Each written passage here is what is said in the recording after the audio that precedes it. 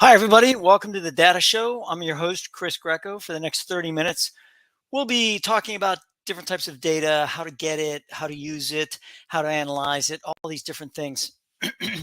I have to state right off the bat that, and I've said this in the past, this show is not about programming.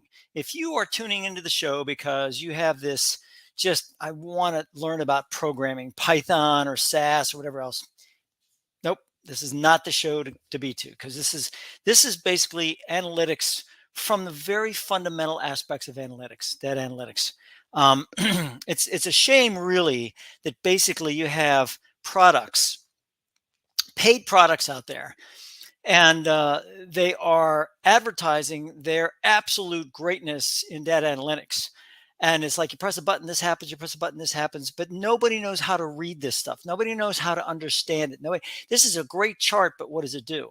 And this is why this program exists. The program exists to try to get you to understand more about studies and how the study gets data and how you can get data and all these different aspects of that. And so along that line today, we're going to talk about getting data. How does the media do it? How does the media come out with these headlines that says studies show that blankety blankety blank blank. Studies show that blankety blank blank blank. And basically, by getting the studies, they're getting data. I mean, even if it's just a research study, that's still getting data. They're still achieving that by getting the data. So I think this is really important to understand how that all comes about. So that, without further ado, let's go ahead and get started. So getting the research from the media perspective is really easy. Most of them have subscriptions to different areas, or they have good researchers themselves that go out and they research this data. And basically what happens is that research studies are published at least weekly. And it's interesting to note that the study that I'm going to go into today has been published over and over and over again. And it's really funny how it's the same. It's the same conclusion, but it's different years. And it's interesting to note. I guess that, the bottom line is this: is that if you're ever going over a series of years, you have to equalize that, normalize it. And I've shown you this before with normalizing data. It's in a previous show. I'm not going to go through that. But basically what happens is you got to standardize, you got to normalize the data. If you don't normalize it, not standardize, if you don't normalize the data, basically you're doing apples against oranges. And over the years, a lot of people sit there and say, oh, look how many more of this type of death. Look how many more of this type of death. Look how many more people. Look how many more people are in the United States. I mean, we're up to what, 340, almost 350 million people. We're the third highest population in the world. And I think it's interesting to note that a lot of people sit back and they try to compare us. They sit back and they go, well, look at Australia. Australia, they have this less crime and that less crime and this less crime and that less people. They have less people. 340 million people, right? So what is the population of Australia? Well, I'm going to let you do that, right? Just kind of look that up.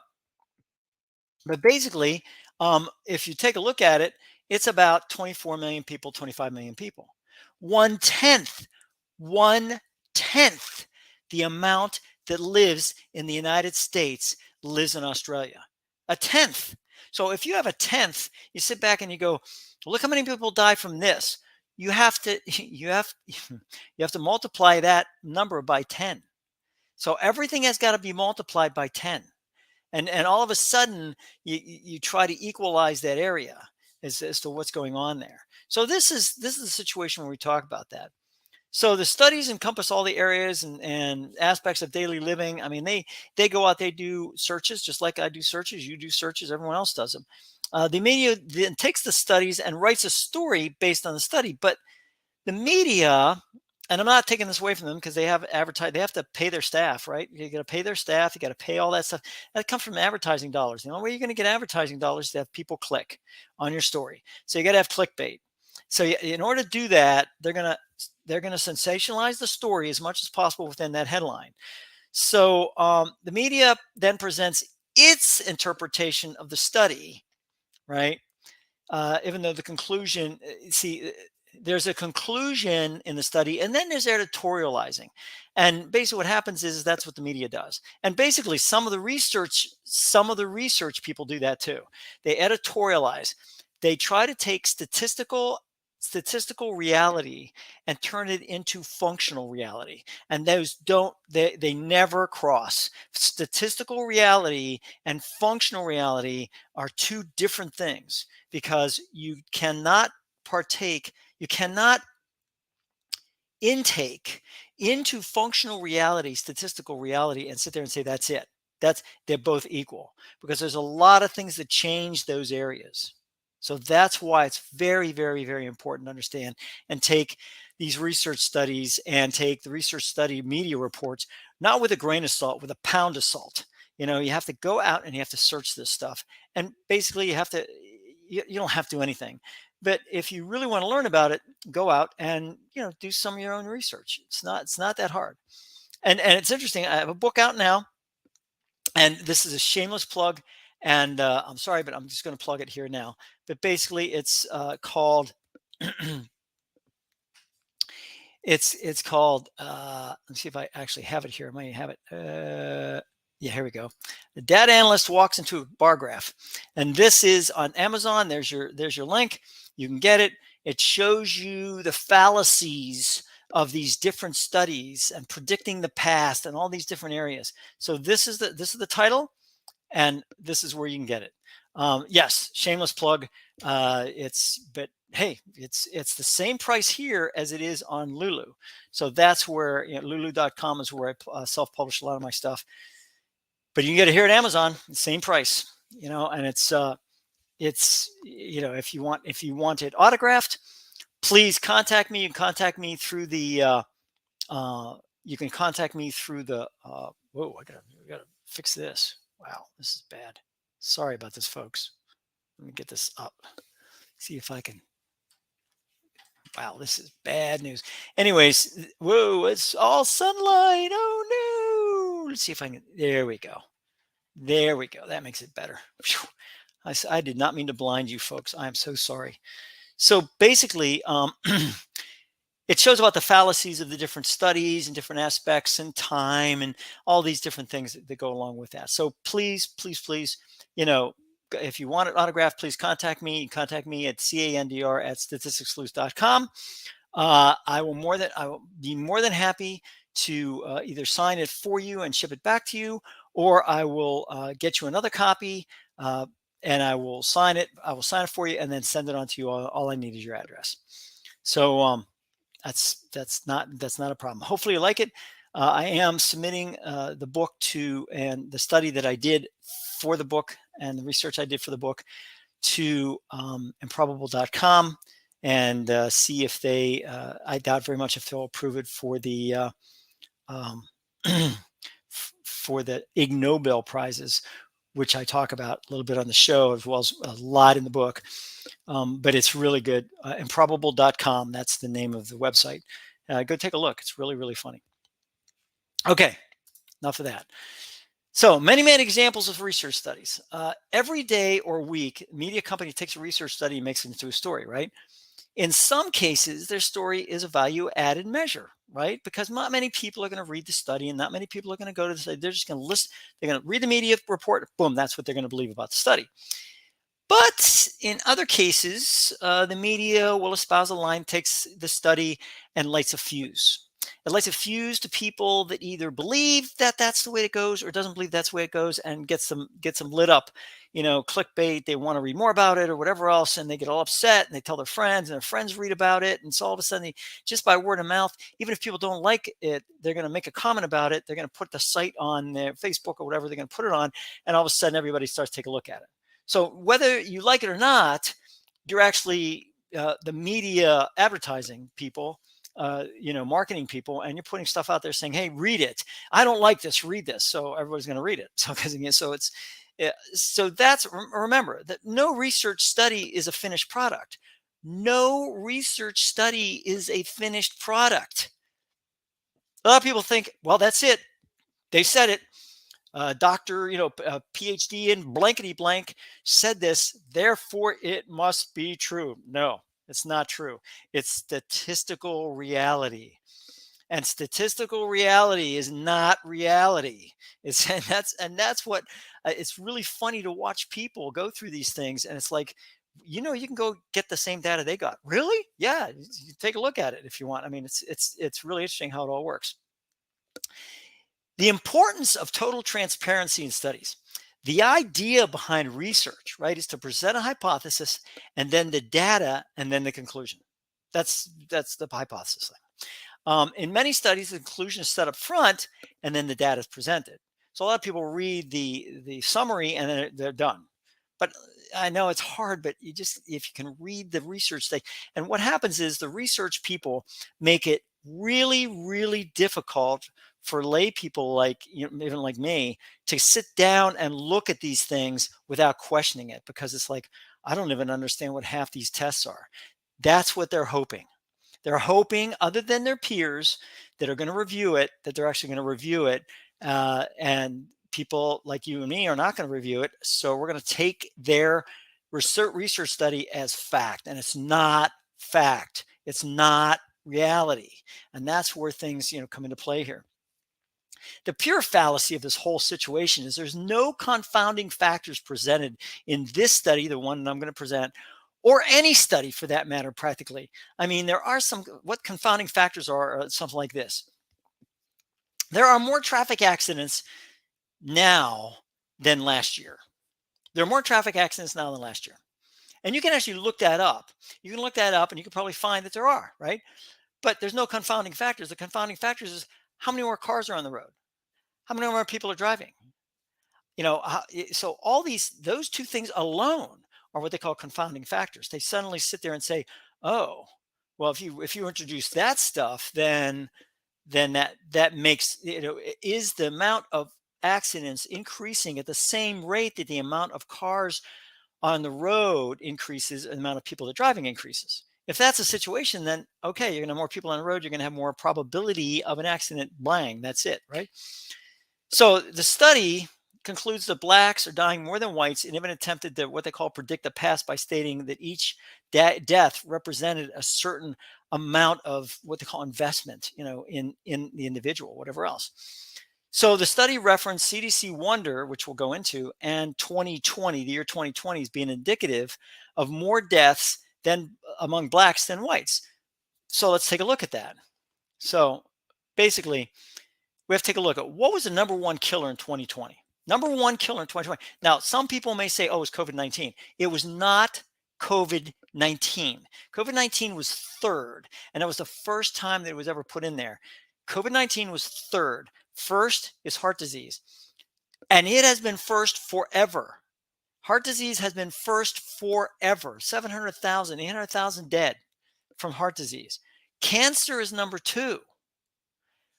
COVID is number three, right?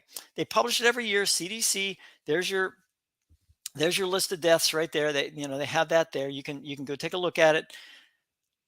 Heart disease number one, COVID number three behind cancer. So based on this, that would mean that heart disease and COVID-19 would be in the top three. 2020 being the first year for COVID, right? How does this impact the conclusions of the study? So we sit back and we go, okay, fine. So probabilities. The probabilities of minorities getting COVID-19 and dying from it was greater than whites. That's statistical reality, right? That's statistical reality. However, some of the underlying conditions that make COVID-19 are more prevalent in blacks than in whites. And this was shown in a CDC Wonder site and session. So I actually have a session that's up that I went in and I did the different parameters to take a look at that. So I'm not making this up, folks. I'm actually getting data and I'm reporting to you the same way the research people do about the data that's there. So you can go to the site and duplicate the data pool, right?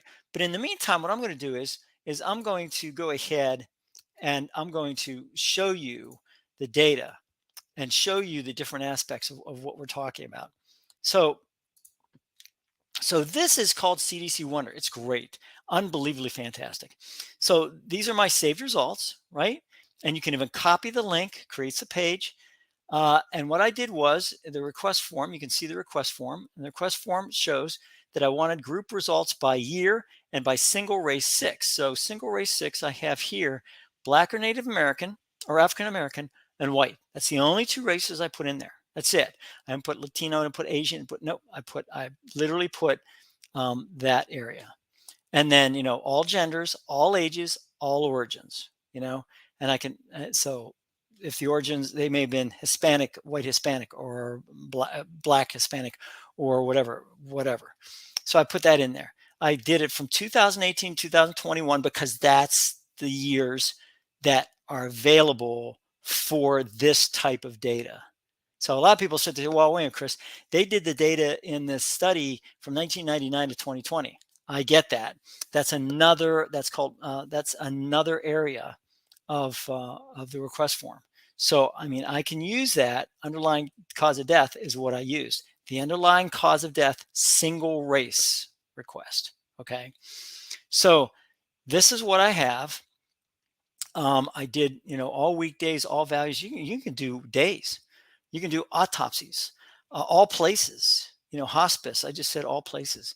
And then all I did is ICD-10 codes, which is, I think it's International Code for Diagnostics, something like that, but or International Code for Diseases, something. I can't remember exactly what it stands for. Basically, it's a code, and each of these codes represent that. The blue is what I said. I wanted to search for hypertension. Why? Why did I do that? It's because the preponderance of hypertension among minorities, specifically blacks, is more than it is for whites. That's my hypothesis. So I sit back and I go, okay, so I put a lot of different hypertensions in here. Actually, I didn't. I put hypertension disease and elevated blood pressure reading without diagnosis of hypertension. So both. So I did that. I then put the results here. And then I hit send. When you hit send, it processes it through, and then it kicks in what you have. And this is what I have. So you can just see in 2018, you had whites deaths, right? 73,000, but you have a larger population, 250 million. So basically, the crude rate per 100,000 is there's more blacks that die from hypertension than there is whites. Same thing here, 2019. Same thing here, 2020. In fact, it went from 42.8 to 52.8 per 100,000. And then in 2021, it's 51.5. So it dropped a little bit. But look at the population now. Population has grown 43 million, 44 million, 44 million, 45 million. Okay. So this is what I'm talking about, is that yes, more blacks than whites are dying. They are also dying of hypertension. Hypertension is a major issue when it comes to minorities, and so is diabetes. And you can actually look for diabetes here if you want, folks, because you can go down here and you can put in a search for diabetes, and you can search for diabetes here. And what will happen is if I put diabetes, then I can say, okay, I'm going to search for that. When I search for it, then it'll come up, and I can sit back and I go, this is all diabetes. So I mean, I can put all causes of death, but I can just put diabetes. There it is, and it gives pretty much a lot of different areas about diabetes. So then I can just say, okay, I want that one with blacks and whites. I can send that, because I didn't change the race, didn't change any of that. And look at this. Again, you have more blacks than whites dying from diabetes. Underlying cause of death, this is dying. 35, 44, 42. So I mean, it's relatively elevated with that. So I mean, so blacks need to take a look at hypertension. They take a look at diabetes. That's a killer. That's a killer, and it seems to target that black population. So that's what I'm saying. Everyone's sitting there saying, "Oh, we need to go and figure out. Need to go back and figure out what's the root cause." Well, figure it out. Figure out those two alone are accounting for, I mean, this crude rate is 35, the other one was 55. I mean, there's a lot of deaths because of those two issues. And a lot of people said, well, they died from COVID-19. Remember, COVID-19 was a third killer, third one. First one was heart disease. And heart disease also takes into consideration cardiovascular issues. And, hypertension can lead very easily to heart disease, very easily. I know from personal from personal aspects. So that is basically what I'm talking about, and it's something that is so important from the standpoint of where we are, right? So, and this is a chart that you can make from CDC Wonder, and it shows 2018, 19, 20, and 21, and and this is the citation here, but this is basically just hypertension. Look at the difference here. Look at the difference. This crude rate per 100,000. I mean, so what am I saying? I'm saying that the study, and let me show you. I think it's really important to show you the study because I think that is something that we need to take a look at. So if we take a look at aspects about the study itself, then we can actually take a look and see what the situation is. So this says excess mortality and years of potential life lost among potential life lost. Years of potential life lost. Predicting the past, folks. Years of potential life lost. So basically, what you're doing is, I don't think that's really the way to do things, but it gets the clickbait. That's how you get people to click on the article. So here you have the executive area here, objective to evaluate trends in excess mortality, exposures, races documented in the death certificates, very important. Excess age adjusted, all cause mortality, cause specific, blah, blah, blah. Results from 1999 2011, the age adjusted excess mortality rate declined from 404 to 11 excess deaths per 100,000 among Black males. However, the rate plateaued. This is Black males, all ages, folks, all ages. Okay. However, the rate plateaued from 2011 2009. P for trend. P for trend is basically like a regression, like a line trend, right? Trend up, trend down, that type of thing. And then increased. So basically, what happens is that they're saying all this stuff, blah blah blah. Over the recent 22-year period, Black population in the United States experienced more than 1.63 million excess deaths and more than 80 million excess years of life lost. And this is hyperbole. This is how research gets to be a little bit on the ridiculous side, because they are saying, look at all these 80 million excess years of life lost. That's incomprehensible, number one. And number two is everybody that dies has potential that is lost somewhere along the line. So, I mean, to do this type of thing is just there's no statistical reality here.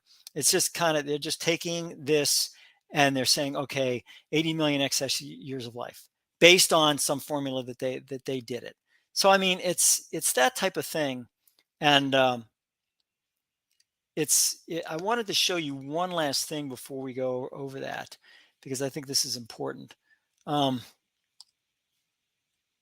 So this is years of potential lost rates. So basically what they did was they estimated excess years of potential life lost among the Black population. So I mean, it's just you can make a formula for just about anything, and this is something that is, I think they took it just that bridge too far on this whole situation with that, because I can't falsify that. I cannot go out there and say, oh, that's wrong, because if they use a formula, say, well, according to our formula, we do this. If the formula works, that's what they're going to use. I have nothing to say, because it's like, well, I have another formula, but it's going to end up different. But it doesn't make any difference. I can't falsify what they just said. There's no way to do that. There's no way to falsify what they just said. So now it's kind of like it's lost. So that's, I mean, a good study, from the standpoint of collecting it and everything else. But I think this is really important. Among use pet persistent by scale warrant national attention. Excess deaths warrant national attention. I'm sorry, but I do not like when research studies end like this. It's kind of like, hey, somebody needs to do something. Oh, by the way, that's our study. Bye. I mean, there's nothing in here.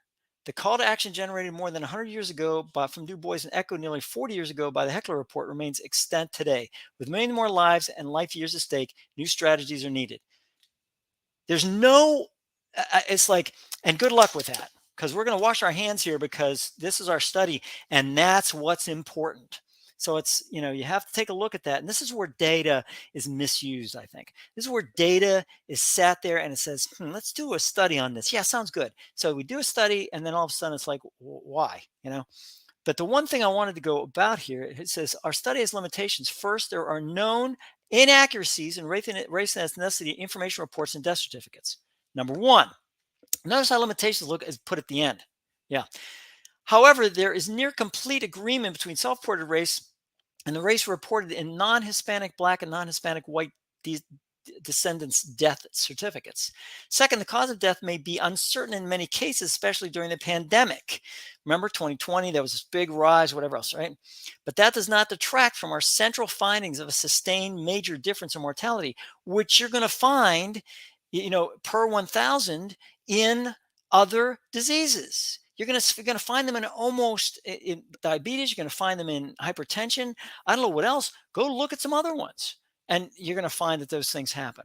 So third, the CDC wonder does not provide rates of population estimates for subsamples of descendants 85 years or older, which prevent evaluation of some disparities in these age groups. Fourth, although there may be differences in mortality rates by country of origin, such data are not publicly available for incorporation in these analyses. This is just United States. That's it. So it's just very, very important to understand all that stuff. And there was one other limitation that they did list, but I thought I saw it before. And these are key points, which is good. They give a key points aspect and they go through that. So the bottom line of this whole thing is that when you take a look at something like this, and when you sit down and you say, okay, this is what we have, and this is what we're trying to take a look at, I think the bottom line is that if a study collects data and there's limitations within that data, then that is very important to include. Probably at the beginning rather than at the end, but fine, because basically what happens is if you don't do that, you could show bias, and that's a problem, and that's where you have to understand that. So the bottom line of this whole thing is that you can go out to CDC Wonder and you can take a look at this stuff yourself. You can put in all kind of different ways of looking at it. You don't need SAS, you don't need R, you don't need anything other than going out there. And many of the government websites have that. Many of the government websites have that ability to go out there and to set up your parameters the way you want to set them up and even save them like I did. So, I mean, and that's good. So the bottom line is it's funny how people don't trust government data, but yet these researchers sure as heck use it a lot. And that's because I think the CDC has very good data. I mean, BRFSS, the Behavioral Report Survey, lifetimes, I mean, it's really good. It's got hundreds of thousands of people taking this thing. So it's very, very important to understand that there is data out there and the data is for your use. It's a public data. You pay for it with your tax money. So use it. I think that's pretty important. Okay, so I will, that's pretty much it for me for today. I really appreciate you talking with me today about data. If you have questions or you have any type of question whatsoever, we answered one having to do with mean, median, median absolute deviation, mean absolute deviation. So please, here's our email. Email us with questions. More than happy to answer the questions, and I'm more than happy to present those answers on the air. And for now, I will leave you with that. Please have a very healthy rest of the week. And whatever you do, just check the data. This is Chris Greco signing off for the Data Show.